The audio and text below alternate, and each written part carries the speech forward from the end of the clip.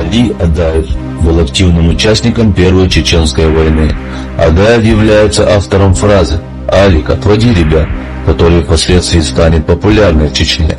А вот и легендарные слова Адаева, обращенные к российскому командующему во время штурма столицы Чеченской Республики Ичкерии в ночь с 31 декабря 1994 года на 1 января 1995 года. Алик, давай, может быть, как-нибудь, пока не поздно, отведите ребят, Алик, не делайте это, не надо. Вы в любом случае, Алик, пойми, и ты погибнешь, и я погибну. Что с этого толку будет? Сам правильно пойми, кто от этого выиграет? Мы же от этого с тобой не выиграем, понимаешь? Если я тебя увижу в бою, понимаешь, что ты отлично, не отлично, уже я тебя сидеть не буду, так же, как и ты меня, понимаешь? Ты лучше ко мне как гость приедь, Алик. Отводи ребят, не надо. Пожалей их матерей, пожалей их самих. Отводи ребят, Алик, дай команду. Ой, я не такой большой начальник, давай такие команды.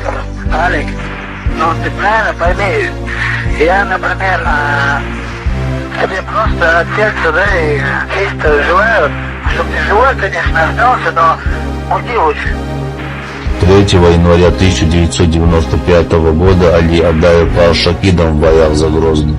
Указом первого президента Чеченской Республики Ичкерия Джохара Дудаева посмертно награжден орденом Героя Нации. Да будет доволен тобой Аллах, а мы будем помнить тебя вечно.